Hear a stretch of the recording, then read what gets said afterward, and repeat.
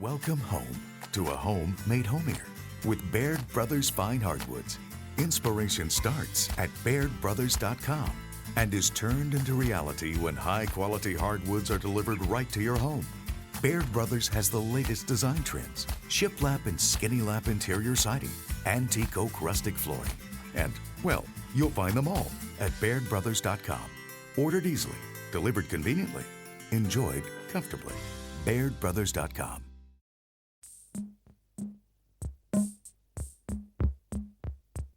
From the Steel Valley Soccer Studios in Boardman, with Tim Walsh, Dan Conley, and Chris Platten.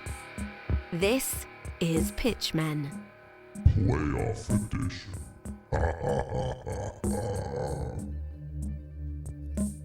All right, welcome to Steel Valley Soccer Pitchmen. I'm Tim Walsh with Dan Conley. Dan, how you doing? I'm doing well. Thanks for having me. Yeah, you sound nice and clear. Brand new equipment over there.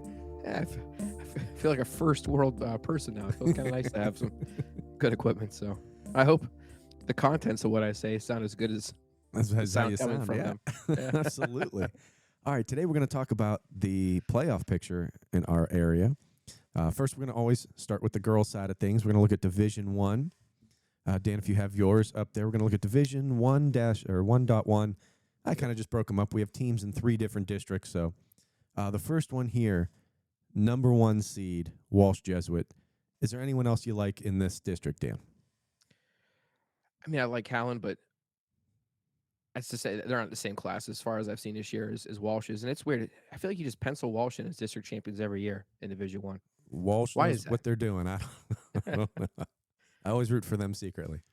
Yeah, Maslin Jackson always has a good team as well, but I think it's Walsh than everybody else, to be honest with you. And I mean, I like Howland too, but from what I've seen so far, I feel pretty confident in saying that.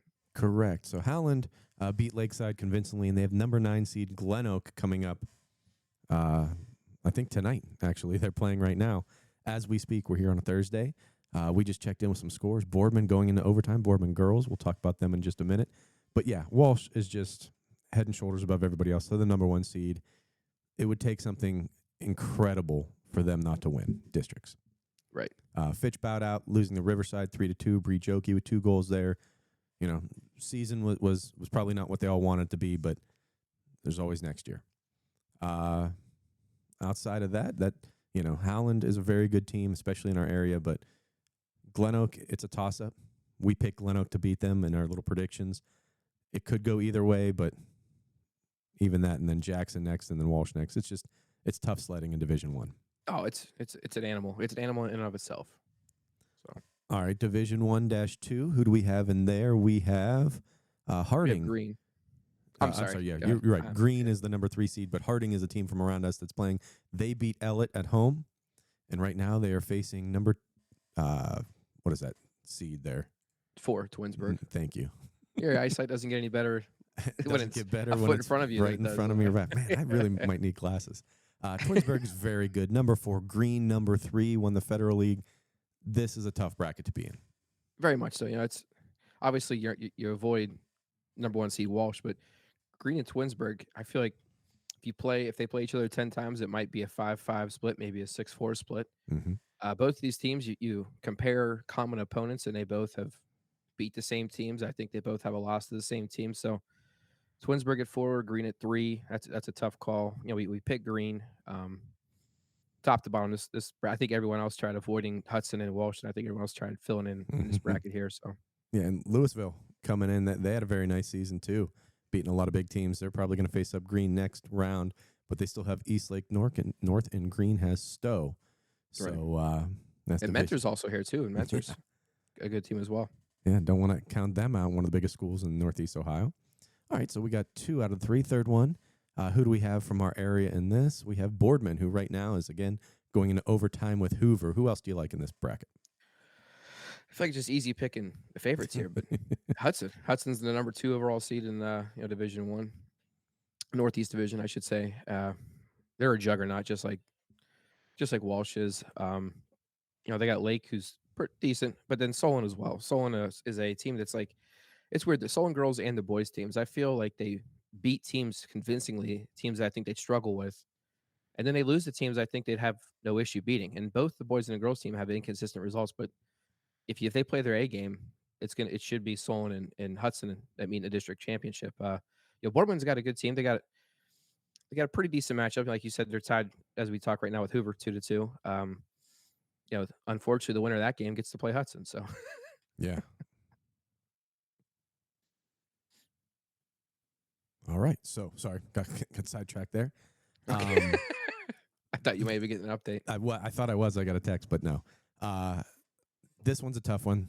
There's a lot of good teams here. Lake does well. Solon does well. Hoover has a little bit of a down year of what they're normally there. But again, like you say, everyone wants to get outside of the range of Hudson because they're just going to go through. It was a little bit easier to do this because the way they seeded it, felt like this was all seeded properly. There was no like one team that was like, oh my God, this team beat everybody, but they're like a 12 seed, or a team that lost everybody and they're a 12 seed. So this one was somewhat easy, and I don't know. Right, something you said Hoover's having a little bit of a down year. They're the 12th seed out of like 32 or 33. Yeah, that's what a down year looks like for them. Yeah, that's expectations. Yeah, that's crazy. You're right. You're absolutely right. But D1, different animal, tough to get out of their districts. But we have Walsh, Green, and Hudson as our choices as we go through. And people might ask, how do you make these predictions? What do you think? We go through a lot of their schedule. We go through common opponents that they might have played, like distributor property, a couple, 6 degrees of Kevin Bacon down the road. Right. And we see historically. And we just kind of know from past experience, like a team like Green is going to be very good.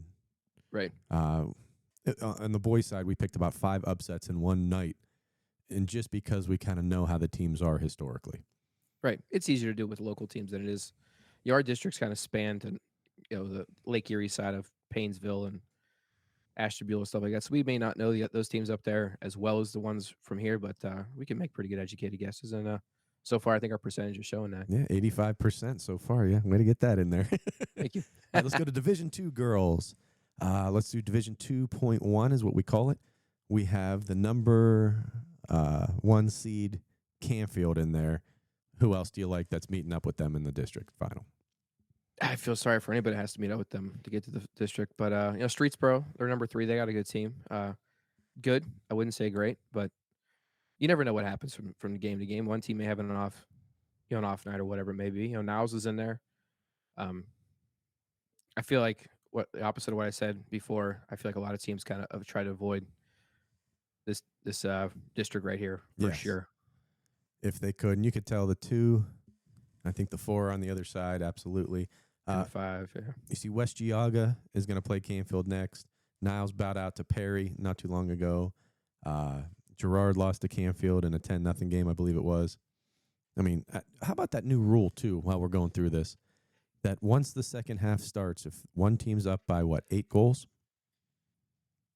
I believe it's... This is the first time I'm hearing this, to be honest with you. Oh, new rule this year. Once you get into the second half, if by halftime, if you're up by 8, they just call it. And at any point in the second half, if a team gets up by 8, it's called. Once they get up 6, they go to a running clock.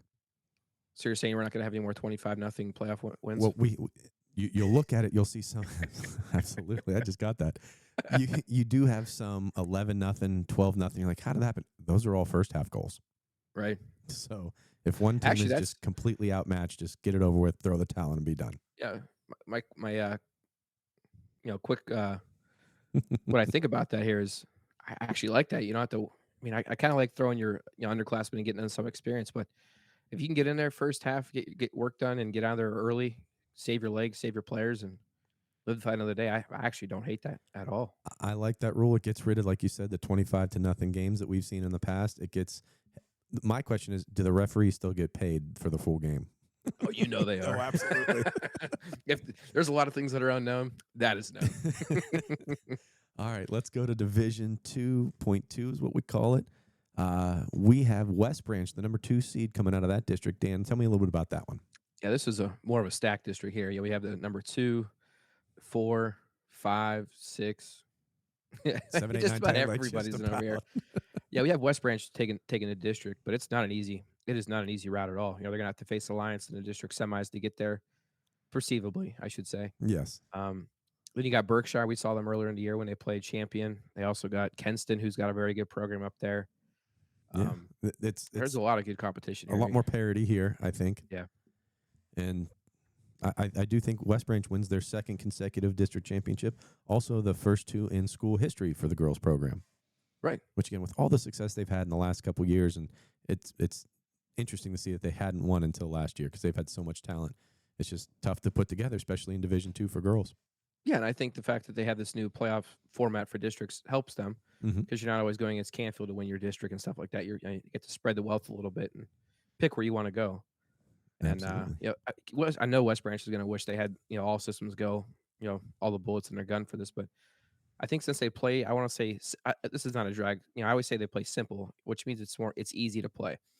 It's effective. They don't do anything crazy. They play what's in front of them, and it's a very high percentage game they play. I think them playing the style they do makes it easier to account for the losses that they have through injury. Yes. Like you say, there's easy for someone else to come in. It's not like it's a system that is the thing, but it helps out the system that they have. I agree with you there. So that's Division 2. Let's go Division 3.1. Champion, undefeated, number 2 in our area. Champion, we have winning the district. Who else do you like in that one? I mean, there's also Poland. I feel like they're on a collision course here. That should be a good game if they both make it that far. Lakeview's not a bad team. They got some skill as well. Springfield's decent. They're not the highest seeded team, but they always seem to stick around and be in games they probably shouldn't be in games. Yeah. But honestly, I think this is a champion Poland bracket. Correct. I also agree. Lakeview, 15 players. It's going to be hard to sustain that in the later part of the year. Playoff soccer gets a little more physical, a little more intense, a little more, mentally draining as well. But them versus Champion is going to be a good game. The Champion Poland district championship might be one of the only games I go to, right? Outside of going to regionals and state, because that's going to be an interesting one. I think that if Poland had Ava Blinsky in the center, it'd be a little bit closer. I do think that Champion's going to get them. You're right. And being is it district finals? Is that on a neutral field? Yes. Okay, I was going to say wonder if the natural grass and Champion's going to take part, but willing to bet it's going to be on a turfed field anyway. So guaranteed. And Division 3.2. This is the weirdest one. I really don't have a ton to say about this because it's so hard. I can talk about half the bracket. Yes, I guarantee this happens once every now and again when you have some teams that just don't fit perfectly into where they normally go, that they have to be pushed to another bracket. But I put it on Twitter. I said, can someone explain this? And some of the people from up there are like, I don't know. We had 16 in the bracket last year. Now we only have like 10. And these 5 or 4 left or 6 or however many there were at the time. I wonder how JFK ended up. I don't know.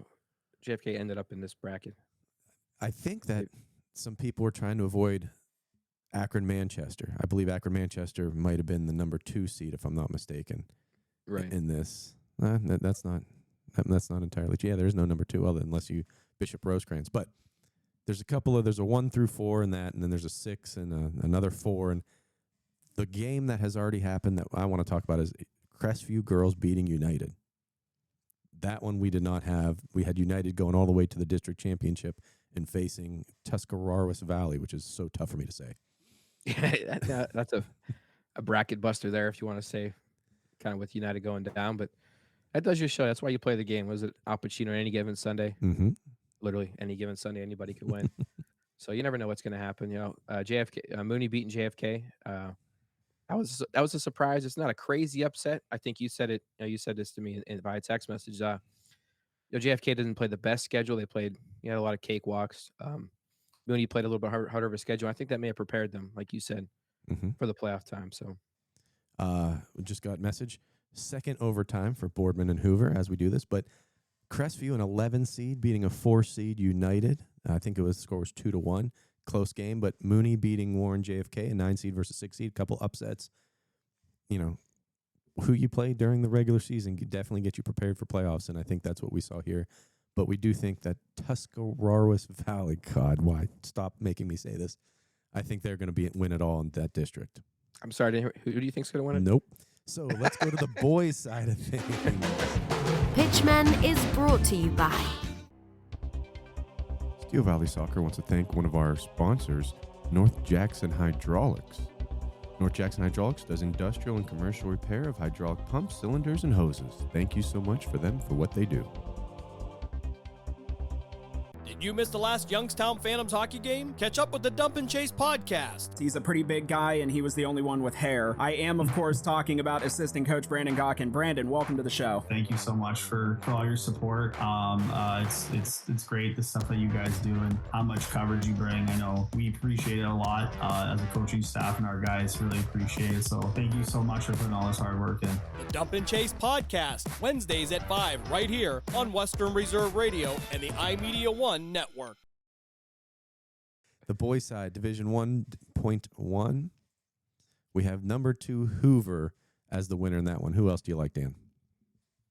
Yeah, Hoover seems to be a special team this year. This is a Division 1, District 1. That area is a tough, very tough conference district area to come out of, regional, I should say.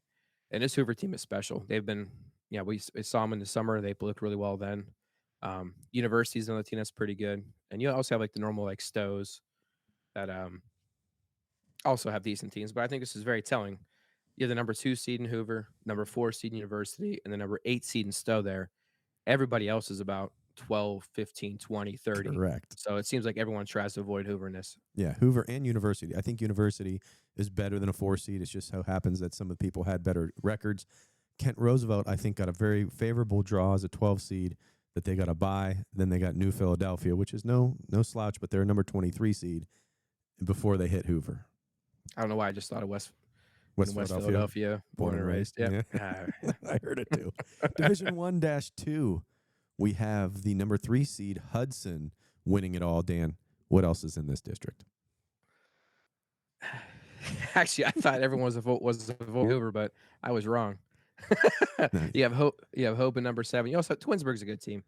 Twinsburg, I think that didn't they beat St. Ignatius earlier in the year, That giving them the first regular Ohio season team loss in 7 years. That's I'm insane. not sure So if that was Twinsburg Twinsburg did or not. that. What's that? I don't know if that was them or not. I guess I can quickly look here after I'm done talking. But Twinsburg's always got a good team. I think they win district almost like every other year. Hoban's a pretty good team. They don't have the same depth as Hudson and Hoover have this year. But I think this is Hudson's district to take. It'll be Hudson Twinsburg in the district final. I feel pretty confident saying that. I'm assuming you feel the same way, but Absolutely. That's another one that would be so good. They'll go watch live to see how these two juggernauts go up against each other. But as you looked it up, Dan, you saw Harding and Fitch. Fitch beat Harding twice in the regular season. They get out here, 2-1 game. Very, very close. Fitch able to pull that one out, but they go up against Hudson. So, unfortunately, I think that's the end of that season. Twinsburg is going to go pretty far. Riverside versus Nordonia, who upset Maslin Perry. Nordonia, a number 27 seed, and Perry, number 10 seed. What do you got? Twinsburg beat St. Ignatius 2-0 on August 22nd this year. That's nuts. That's a good call, Dan. Thank you. Nicely done. All right, let's go to the other bracket in Division 1 for the boys. That was that. Actually, we already got both of them. Yep. In. Let's go to Division 2-1. We have Howland, the number 2 seed, winning it all. Dan, what else?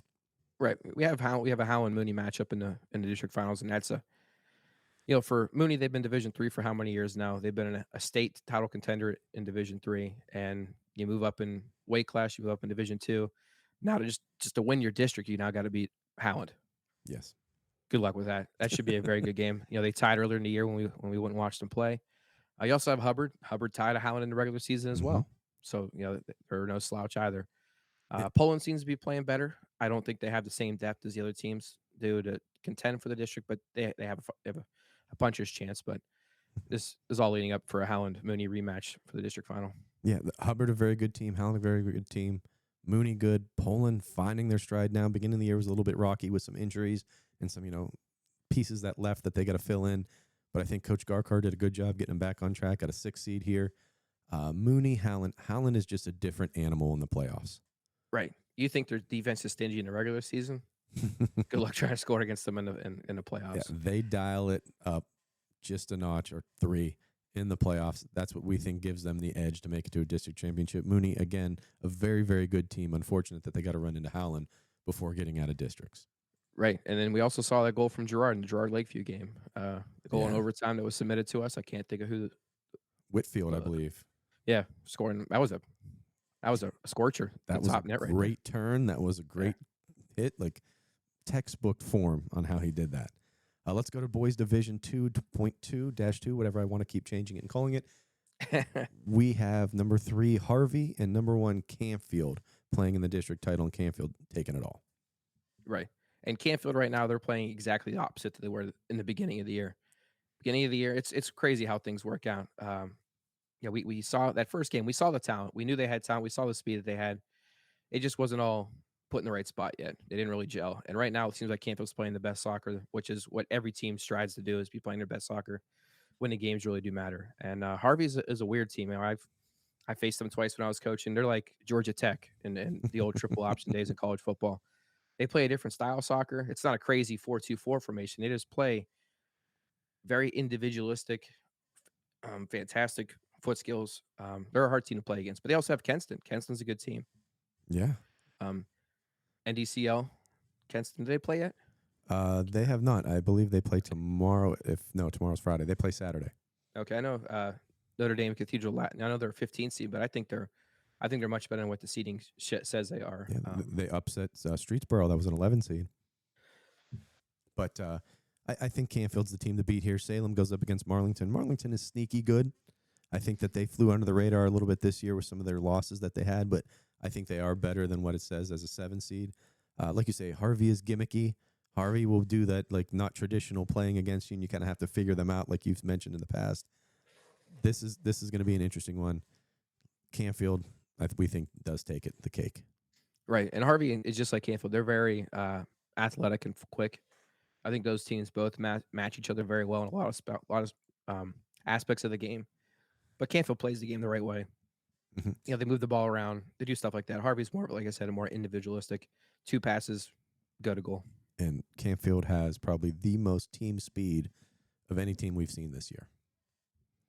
All right, boys, Division 3.1. Number 1, Beechwood Bisons, which is crazy because they're the number 1 seed in Division 3, but lost earlier in the year to Mooney. Mooney had such a run in the regular season. Bet you they're wishing they're still Division 3. Yes.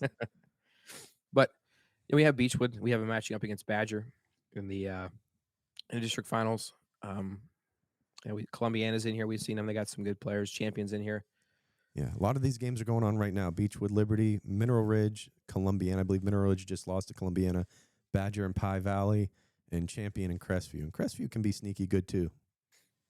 Yeah, I mean, they do have a win against United that I think shocked mostly everybody in the area. Mm-hmm.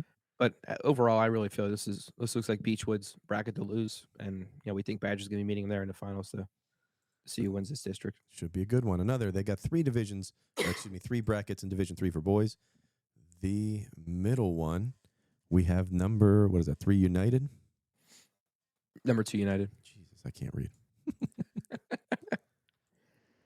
I think this bracket, this district here, was the most we had no idea where to go with the district champion. We have Andrews Osborne Academy, which is it's crazy. They're a team that brings a lot of players in from out of the country, stuff like that, and they're a relatively new program as well. They're only a few years old. We have United versus Andrews Osborne in the finals. I really don't see anybody else. No, and I think that just doing anything. I think that some United players look at that as a slight, but no, this Andrews Osborne team is unbelievable. Just tonight, we got the update. They beat Cardinal 10-0. Probably in the first half. 100% in the first half. So Obviously. they're very good. They play some of the toughest competition in Northeast Ohio. They're like a Mooney to where they play teams that are just perennial champions and winners. But you have them. You have Wycliffe and Berkshire, some out-of-the-area teams. Crestwood is going to make it, we think, to play United to go to the district championship game. But unfortunately, we think that just Andrews Osborne just has a juggernaut of a program this year. Yeah, it should be a good game. Very good game in the district finals here. I said this earlier. I said, this is the game that I'm going to go see. There's a couple of them that I'm going to have to go. Mooney, right. Howland, this one. It's going to be really good. Last bracket that we have for tonight. We have Warren JFK at number 3 here. And that's who we have one taking on this bracket. We have them meeting Kirk Kirtland in the finals. Again, I don't think there's a whole lot of competition. You have Jackson Milton. They went undefeated, right? They had did. I think they were something like 9-0-5. yeah, and they have some talent, but I don't think they're in the same hemisphere as JFK and Kirtland this year. No, and don't forget South Range. South Range had a very good season, 1 or 2 losses, if I'm not mistaken. Yeah, they fly under the radar. They get results. They tied Boardman 0-0, kind of confuses you, but then they beat up on teams that, in their conference. But I'm going to walk back what I said a little bit. I think that South Range JFK game is going to be a very good game. And I think whoever wins that is going to win the district. Oh, I like that. I like that a lot because we have JFK winning it slightly. We think they're battle tested. We think that they played a little bit tougher competition. That's also why they had them over United in our top 5. When they played Canfield, when they played Mooney, they played Ursuline. Did they play Mooney? United play Mooney? I'm sorry, JFK. No. JFK did. Excuse me, JFK did. They played Mooney. Get my wires crossed here. But yeah. Yep. So this is all going through so far. The last couple seasons, our predictions. In 2020, we had 78% overall accurate picks on games. 2021, it was 73%. 2020 was 74%. And right now, as of last night, we are at 85%. That's a B, Dan. That is. I just saw you italicized just below it. We tried our best.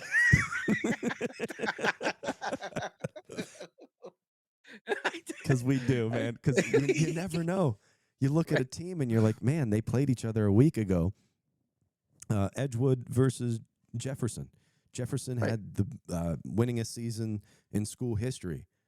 They beat Edgewood 4-1 like a week ago. They lose 3-1. You're like, what in the world is going on? We tried very hard not to just pick like the homers, the teams we see on a weekly in and out all the time.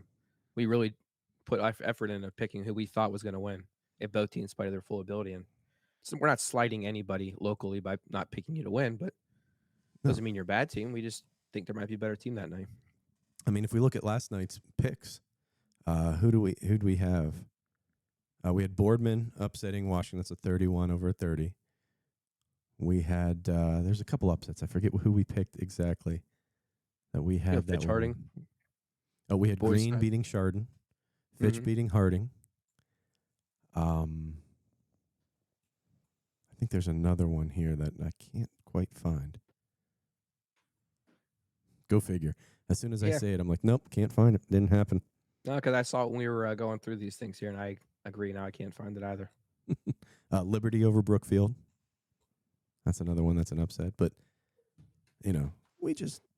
we see things that other people might not. We put a lot of time, money, and effort into this, and saying that we got 85% of games right is kind of what I hang my hat on for right now.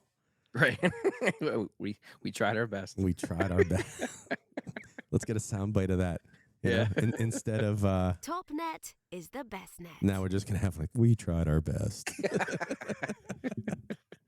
Right at the very end of our Grand Theft Auto music. As soon as it's over. Don't get me started. I got all the buttons in the world here. All right, Dan, is there anything else for the good of the order that we talk about on this month's podcast?